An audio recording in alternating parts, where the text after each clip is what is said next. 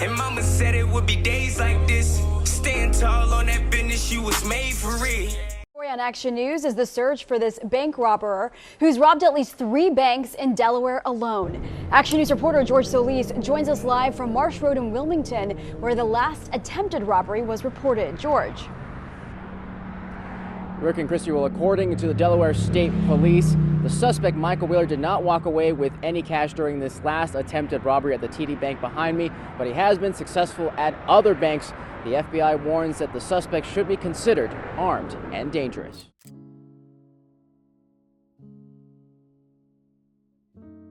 In the summer of 2019, a quiet pattern began to take shape across parts of Delaware and Pennsylvania. It didn't arrive with sirens or breaking headlines. It started small, almost forgettable. A single bank robbery, then another, each one clean, each one fast. No violence reported, no weapon displayed. Just a man walking in, delivering a message, and walking out with cash. At first, it didn't look like a pattern. Banks get robbed. That's a fact most people understand, even if they never expect to witness it. These early incidents were treated the same way.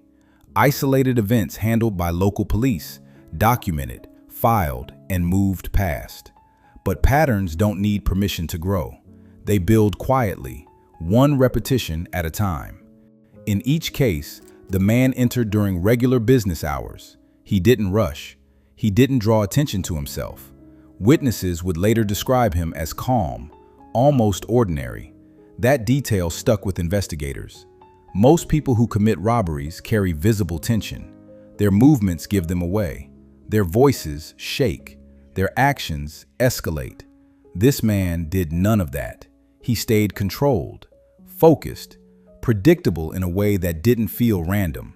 He approached the counter and delivered a note or a short verbal demand. The message was simple. He wanted money. No sudden movements, no alarms, no resistance. There were no reports of him showing a weapon, but the implication was always there. In that moment, the risk didn't need to be spelled out. Bank employees are trained for this. Cooperate, stay calm, give the person what they ask for, let them leave. And that's exactly what happened. Within minutes, he was gone.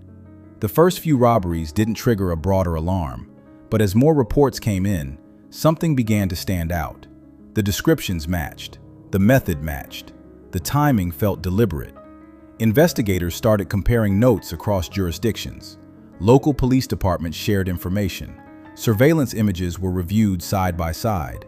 The same face appeared again and again. That's when the case changed. This wasn't a series of disconnected crimes. It was a spree. The man at the center of it was identified as Michael Wheeler, a resident of Wilmington, Delaware. Once his name was attached to the pattern, the investigation accelerated. The FBI joined local and state agencies, recognizing that the crimes crossed state lines and required coordination beyond a single department. By that point, the robberies were happening faster. In Felton, Delaware, police responded to a report of a bank robbery that fit the now familiar pattern. The suspect entered, made a demand, and left quickly with cash. Witnesses provided descriptions that matched earlier incidents.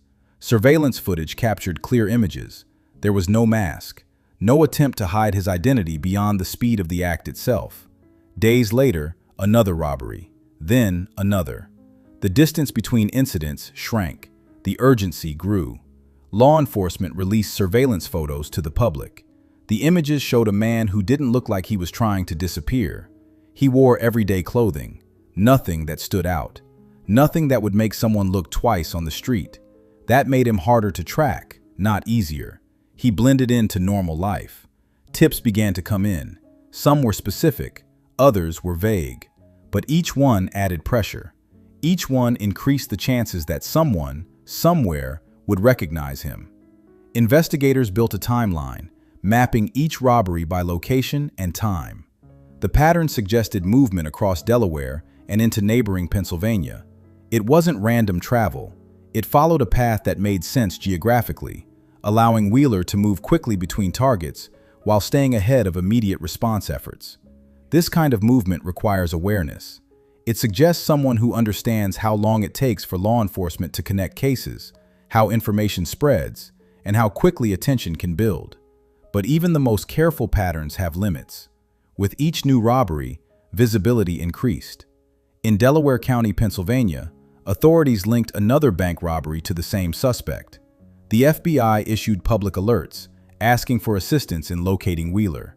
By then, the case had grown beyond local concern. It was a regional effort, with multiple agencies working together, sharing information in real time. The consistency that made the crimes effective also made them traceable. Every surveillance image added clarity. Every witness description reinforced the identification. There were no major deviations in method, no attempts to change appearance in a meaningful way. Meanwhile, for the people inside those banks, the experience didn't feel like part of a pattern. It felt immediate and personal. A normal day interrupted without warning. A quiet moment turning into something uncertain. Even without violence, the presence of a threat changes everything. Time slows. Details sharpen. The sound of a voice, the movement of a hand, the weight of a decision, whether to press an alarm or stay still. Most chose to stay still. That decision likely prevented escalation, but it didn't erase the impact. As the spree continued, law enforcement increased efforts to locate Wheeler. Officers tracked leads, reviewed footage, and followed tips from the public. The goal was no longer just identification, it was capture. Now to an Action News exclusive here tonight. The mother of a serial bank robbery suspect, Michael Wheeler, is making a public plea tonight, asking her son to turn himself in. The FBI says Wheeler is wanted for at least 4 bank robberies in less than 2 weeks, 1 in Pennsylvania, 3 in Delaware. The 39-year-old is also under investigation for 3 other bank robberies in Pennsylvania, New Jersey, and Maryland. Phyllis Wheeler spoke only to Action News tonight, telling us her son suffers from mental illness and hasn't been taking his medicine. This is not my son. He's not perfect, but he would never do nothing like this because he's not taking his meds. And I think he's being easily influenced because he always seemed to get with the wrong crowd. I don't know, but I'm telling you. Now, Mrs. Wheeler says she is actively working with the FBI to try to help track Michael down. That moment came in Wilmington, Delaware. After days of coordinated investigation and growing public awareness, Wheeler was arrested, bringing the spree to an abrupt end. Serial bank robbery suspect in Delaware is in custody this morning. State police arrested 39-year-old Michael Wheeler of Wilmington yesterday afternoon. Police say Wheeler targeted bank branches in Felton, Middletown, and Wilmington over the past 2 weeks. 4 other robberies in New Jersey, Pennsylvania, and Maryland match the robbery pattern. Wheeler faces multiple robbery charges and is in jail on $70,000 bail. The same man who had walked into banks without a mask was now in custody, facing charges that reflected the full scope of his actions. The arrest closed the search, but it didn't simplify the case. What investigators had been tracking in real time now had to be laid out in full, incident by incident. Each robbery was documented with precise detail: dates, times, locations, amounts taken. Surveillance footage from multiple banks showed Wheeler entering, approaching the counter, and leaving within minutes. In several instances, the clothing changed, but the posture, the movement, and the method stayed the same. Witness statements were collected and compared.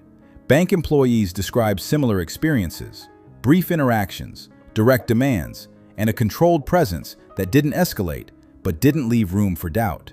No weapon was reported as being displayed, but the tone of the encounters carried enough weight to ensure compliance.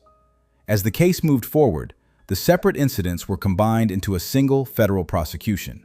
The charges reflected a pattern rather than isolated acts, emphasizing the repeated nature of the robberies and the movement across state lines.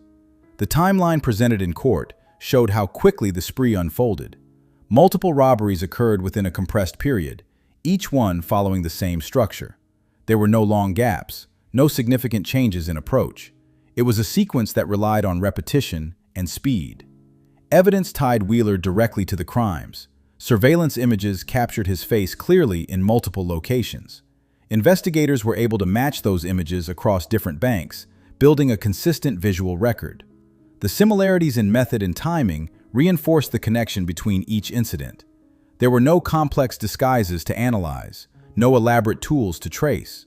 The case rested on what could be seen and what could be confirmed, where he went, what he did, and how often he repeated it. In federal court, Wheeler pleaded guilty to charges related to the robbery spree. The sentencing reflected the scope of the case, more than 9 years in federal prison. By the time the sentence was handed down, the timeline was complete. What had unfolded over days was now documented in full, each step accounted for, each location connected. The same pattern that had defined the robberies now defined the case against him. The record shows a man moving from bank to bank, repeating a method that depended on speed, simplicity, and control. It shows how often he entered, how quickly he left, and how consistently he followed the same approach. Once in custody, the movement stopped. There were no more sightings, no new incidents to add to the sequence.